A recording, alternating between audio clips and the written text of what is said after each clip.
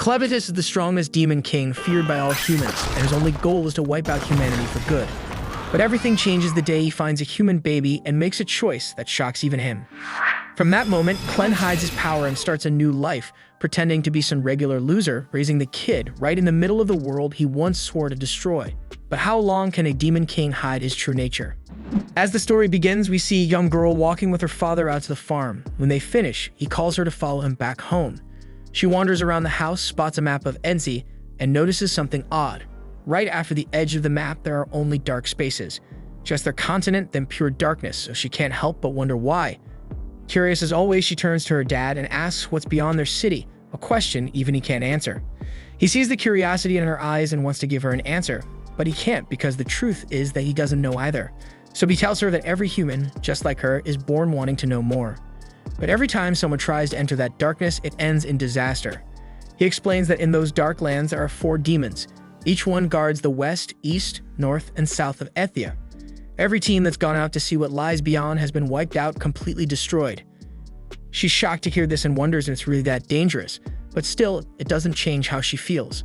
Her father tells her that until the demons are gone, no one can discover what's out there. Every problem should have a solution, but this one seems impossible. Then he explains that only heroes with special treasures have a chance. Only those with these legendary weapons can face the demons, and until the true hero appears, nobody can win. Instead of scaring her, this just makes her more excited. She dreams of being a hero, of fighting back. If she can get the Sword of Haydn, she'll be able to join the fight. When the heroes win, they'll finally see the world beyond the map and uncover what's hiding in those dark places. Years go by and Alicia grows up. She's no longer a child. She's now one of the chosen heroes. She opens her eyes in the truck that's carrying her to the edge of the city. She grips the chain around her neck and tells her father the time has come and she's ready to fight for her city. And she's not alone. Other heroes are heading out with her. As the journey continues, the group starts to talk and slowly introduce themselves along the way. There are a few notable figures among them, like Minarch, who carries the Golden Utopia treasure and simply says he doesn't know where he's from. They all look over at Alicia and ask her to introduce herself, clearly surprised to see a woman among their ranks, but Alicia doesn't bother to respond or say a word about herself. The carriage keeps rolling until they reach the edge of the territory where Stefan, known for wielding the Pegasus treasure, warns the group that they're getting close. Some of the others quietly whisper among themselves that Stefan is actually the strongest one in the whole group, which is why he acts like he is the leader. Suddenly, the carriage comes to a stop, and the driver tells them it can't go any farther. Everyone prepares to get down, but before they've even set foot on the ground, a sudden attack by demons catches them off guard, and in the chaos, several drivers are killed right away. Stefan yells for everyone to get out and fight back. They all rush out, and Stefan immediately divides the squad into smaller groups. The archers and lancers quickly jump into action, while Stefan tells the rest that he's going to team up with Alicia to take on the remaining enemies. Alicia, carrying the rock swallow treasure, joins Stefan in the battle. She's powerful and charismatic, but what stands out most is how sharp and aware she is of everything happening around her, never missing a detail. Then we see that standing on a mount in front of them is one of the demon lords, who begins speaking about the world being born from chaos. He admits that if the world itself is born of chaos, then he must be as well, and maybe he's right. The fighting gets even more intense as all the heroes leap and push their way through hills and over rocky ground, making their way up to the top of the mountain. Stefan, excited and ready for the challenge, is determined to live up to his reputation as the most intelligent one among them. He tells the group that today is the day they'll be recognized as true heroes, and they have to prove to everyone who chose them that they really are strong enough. Finally, when they reach Luna Mountain, the demon lord steps forward and shows himself. He looks both stunning and terrifying at the same time, with white, fluffy skin and a piercing stare that makes everyone uneasy. This is Clevitus of the Moonlight, the ruler of the far southern end of Ethia. Stefan is momentarily thrown off, and even he admits just how frightening this enemy really is. But despite the fear, this is exactly what they came for. They're here on a mission, they're not alone, and together they're determined to make the legend a reality. But just as Stefan braces himself to attack, Clevitus suddenly launches a strike from a distance, hurling Stefan into the side of the mountain and killing him instantly. And unfortunately, that was the end of Stefan. Everyone stands there frozen and shocked as hell because Clevitus didn't even move an inch and Stefan's already dead. One of the other heroes tries to step up and take charge, shouting at everyone to get it together and fight back, but Alicia isn't rushing in like the rest. She's scanning the mountain, looking for anything that might give them an edge. As the heroes get closer to Clevitus, he cuts them down one after another without taking a single step. Alicia quickly figures out what's happening. She shouts to the others, warning them that Clevitus is attacking with the shadows. If they want to survive, they need to stay away from the shadows. The group hesitates, not sure what to do, but Alicia doesn't wait. She starts leaping across the mountainside, running as fast as she can. The shadow follows her, and she's the first one who actually sees the attack coming and manages to fight back. Clevitus's eyes light up in surprise. Maybe this battle won't be as easy as the others he's fought before, but still it catches his attention. This is humanity, and for 1,000 years he hasn't faced humans, but from what he remembers, they should be weak, as fragile as insects.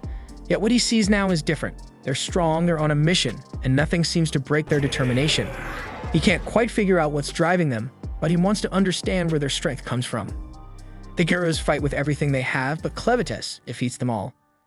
In the end, Alicia is the last to fall. As she's sent flying into the air, she closes her eyes, accepting her fate. She apologizes to her father for not making her dream come true, but not every dream is meant to happen, and hers is one of those that just wasn't meant to be. Meanwhile, in capital Hitterat, the people of the Haydn Kingdom go about their daily lives, unaware of the danger approaching. That's when Clevitus erupts from the mountain outside the city. Panic spreads as he appears. Everyone in the city is terrified, but Clevitus isn't interested in hurting them. He's only curious about what drives these people. He remembers that the ones who attacked him called themselves heroes sent by the king of Haydn, and now he plans to fight his way to the palace to reach the king. The villagers panic and run for safety, while the knights rush into action, bringing out their archers to launch an attack. But Clevitus doesn't attack them in return. Instead, he soars above the rooftops, heading straight for the palace, determined to discover what lies at the heart of their resolve. The knights strengthen the security of the palace gates and fire a volley of arrows at Clevitus, but none of their shots come close to hitting him. He watches their attacks, unfazed, and quickly realizes they're not as strong as he expected. They're still weak and nothing they do can harm him. With a single swing of his arm, he smashes the palace wall to the ground. The knights quickly realize the situation is out of their control, so one of them rushes off to warn the king that the Demon King has attacked. The king doesn't seem surprised. For the Demon King to reach the city, there can only be one reason: the heroes have failed. He rises from his throne and moves toward the only thing he has left to protect, the legendary blade of Haydn, Mana Hitterit. The knight insists that a demon has invaded the city and can't be stopped, urging the king to hide. But if the demon truly is unstoppable, the king reasons there's no point in running because no matter where he goes, the demon will find him. The knights keep fighting, launching fire and arrows at Clevitus, but he knows none of it will make a difference. Still, he remembers how Alicia's sword managed to wound him, even if just a little. It proves that if humans are left unchecked, they can eventually grow stronger and become a threat. He never approached human territory, but now they're after his land, and for him, that's reason enough to fight back. The king approaches the door to defend the sacred blade, but as he opens it, Clevitus appears right in front of him.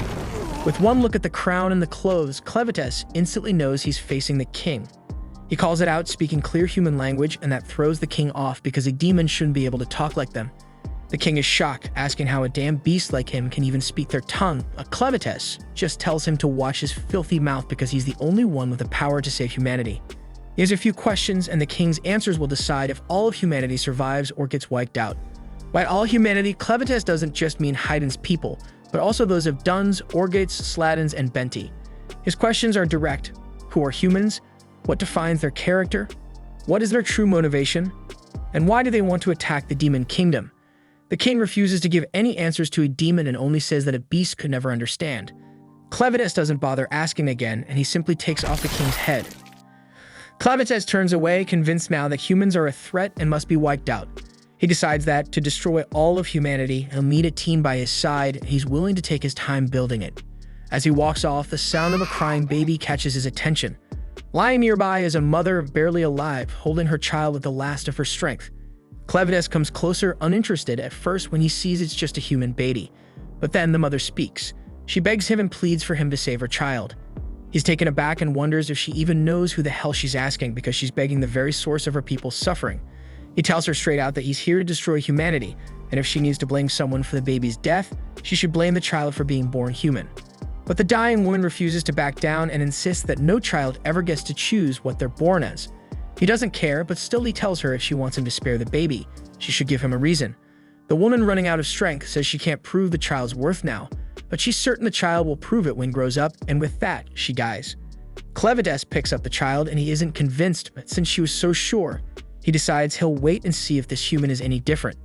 After all, it won't take him long to watch a child grow. Elsewhere in this massive kingdom, we learn that there are 5 human races living in the world. First are the Duns, the most numerous. Next come the Orgites, known for their bravery and the horns on their heads. Then there are the Slatans, who are mostly introverted and don't interact much with others. After that are the Benti, who look a lot like demonic bandits but have incredible strength. Finally, there are the Hydanines, the oldest and the most mysterious and wisest of all. They have a unique ability to craft weapons from arcanocite, but only the royal family knows the secret technique. Because wisdom is what the Hydanines value most, they've spent years selling their weapons to the Duns. These deals have led to all kinds of adventures and partnerships between the two races, resulting in plenty of mixed bloodlines. Still, pure Hydanines are extremely rare. And outside the massive kingdom where all these races live, wild dark beasts roam the land. Then we see back in the Luna Mountains, the massive 9-tailed beast Clevides fends off a pack of smaller monsters that are about to gobble the baby. Terrified and helpless, the baby bursts into tears, and Clevides is honestly concerned the child won't last long at this rate.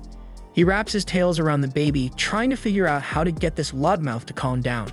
For a moment, he places the tip of his claw on the baby's head, and just like that, the baby falls asleep. Watching over the child, Clevides thinks to himself that it's only a matter of time before the kid drops a poop bomb. Sure enough, not long after, the baby wakes up, starts wailing, and as expected, makes a mess.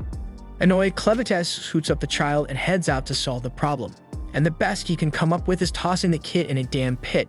But it's not as bad as it sounds, because it's just a pit full of bugs, harmless ones that actually eat poop. And while the bugs dig into the delicious meal, Clevides blurts out his ridiculous idea that humans supposedly reach adulthood in just a matter of nights. He thinks back to where he found the baby and realizes he doesn't even know who this kid really is, and he blames his own soft heart for turning back to pick up the child in the first place. But it's too late for regrets. Now he's stuck with a human baby, and his pride as Lord of the Dark Beasts won't let him drop the kid off anywhere. So he decides he'll just have to raise the kid himself, but he has no idea what the hell to do next. He knows he can't raise the child alone because humans need to eat, and he has zero experience with this. Thinking fast, he looks at the bodies left behind from the recent battle and decides to revive Alicia. Then we see that Alicia's father was killed by dark beasts, and that's why she led an army to get revenge on the Lord of Dark Beasts, but that only ended in tragedy for her and her team. Now with Clevides' dark powers, Alicia is given a second shot at life. The moment she wakes up, she tries to fight back but quickly notices her sword and the bodies of her comrades are gone. Clevides tells her, almost bragging, that he brought her back to life using his dark power, so she's basically a walking corpse now. After hearing that, she looks down at herself, stunned and horrified. But then she gets more confused about how the hell Clevides speaks their language so well, but then deep down, she's still a little bit relieved to realize she's the only one left alive. Right then, Clevides orders Alicia to reveal her fun bags. Shocked, she immediately thinks the Lord of Dark Beasts is making some kind of pervy advances on her, and her mind starts to run wild. But before she can react further, he interrupts her dirty thoughts and explains it's because the baby is hungry. He orders her to ditch the armor and get her melons out now. And because he used dark magic to revive her, she's forced to obey, even though she's frustrated and embarrassed. She slowly lifts her top and does what he asked, only to discover that, unsurprisingly, she doesn't have any milk at all. Clevides is completely taken aback, but Alicia's still annoyed, explains to him that only women who've given birth can produce milk. Embarrassed by the whole situation, she begs him to just end her life, but he ignores her. While they argue, the baby starts crying again, and instead of solving the problem, the two end up arguing about how Clevides even found the child in the first place. Tired of the pointless conversation, Clevides orders her to come up with a way to feed the baby.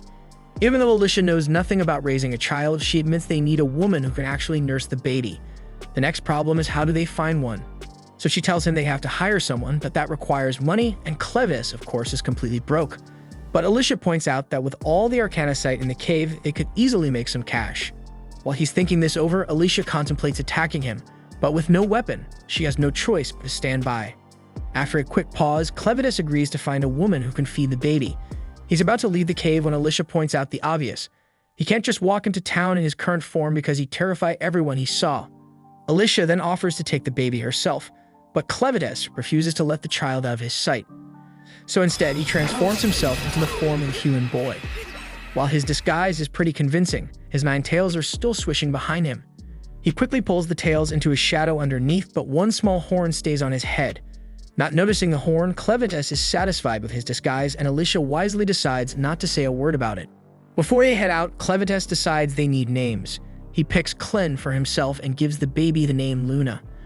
Only then does he bother to ask Alicia what her name is, and she finally tells him. After that, they all head down to a small river nearby. Once there, Alicia takes on the job of bathing the child. In the middle of it, Clen interrupts her constantly, but she keeps going until Luna ends up peeing right in her face. Clen doesn't miss a chance to criticize, acting like the world's most annoying mother-in-law. He nitpicks everything she does, from the way she washes the baby to how she wraps him up, even pointing out which spots she should focus on while cleaning. Once Alicia is done, she's exhausted, but Clen actually thinks the poop-eating bugs did a better job than she did. They leave the river and make their way to Alicia's old camp, only to find it empty. Alicia explains that her group hid their valuables somewhere else before the attack. They set out for the stash, but Clen makes her stop to clean up herself first because she stinks. Also, he hands her the baby's dirty clothes and tells her to wash them too. While doing this, Alicia notices the crest of the Haidanians' royal family on the fabric, and she realizes the baby is actually royalty. At the same time, back in the ruins of the castle, a lone soldier runs through the wreckage, searching for survivors. He's shocked by the devastation left by the Dark Lord and remembers that the crown princess had planned to escape the kingdom with her child before disaster struck. He curses the king's madness for destroying the kingdom, but still clings to hope that someone made it out alive. Meanwhile, General Drell and his men survey the remains of the Haidanians' kingdom. Drell quickly orders one of his soldiers to inform the emperor, warning that if they don't claim the land now, another race will beat them to it. He's mainly interested in the secrets of arcanicite crafting, a technique known only to the Haidanians' royal family. As he heads back to gather his army, he tells his second-in-command Maynard to hunt for any survivors with royal blood and bring them straight to him. Back with our happy family, we see Alicia confront Clen, holding up the crested cloth and accusing him of kidnapping a child with royal blood. Clen is stunned to hear this because he honestly didn't know. He tells Alicia that someone who looked exactly like the human form he's now using was the one who handed him the child. Alicia doesn't buy his story for a second, but Clen cuts her off and admits he killed the king because the king attacked him first. He warns her that now plenty of people will be searching for the child, hoping to get the secret of arcanicite crafting. Now that he knows the child is royal, Clen is determined to raise him as a king, planning to control things from behind the scenes. Alicia feels a chill because she's scared by the idea that Clen thinks of Luna as his servant. She suddenly wonders if, by revealing Luna's true identity, she's only made things worse. Clen then interrupts her thoughts, reminding her that they still need to find a woman with milk to feed the baby. As they head out, Alicia tries to reassure herself that humans would never accept Clen, especially the horns sticking out of his head. But then she remembers that the Orgites have similar horns, which could make it easy for Clen to blend in. Still, Alicia is convinced the humans will eventually figure him out and stop whatever he's planning.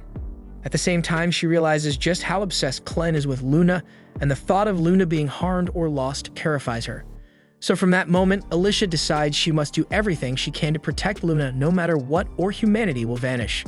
On the road, the group is suddenly attacked by bandits. The first blow lands square on Clen's head. Alicia assumes that ordinary bandits should be no problem for the Lord of Dark Beasts, but to her shock, Clen collapses to the ground, bleeding heavily. Panicked, Alicia screams like an annoying girl, only to be struck from behind herself, knocking her out cold. She's stunned by how weak she is, even with Clevides' dark magic inside her. Sometime later, Alicia wakes up, momentarily disoriented, as if she's surrounded by her own soldiers on a mission to attack Clevides. But before she can get comfortable in her daydream, Clen snaps at her to wake up. Reality sets in. They've both been captured by the bandits, and Clen is grinning about it. If you enjoy the recap, make sure to let me know down in the comments. And of course, don't forget to drop a like, share it with your friends, and hit that subscribe button. Most importantly, turn on the notification bell so you're the first to catch the next episode as soon as it drops. Take care, and I'll see you in the next one.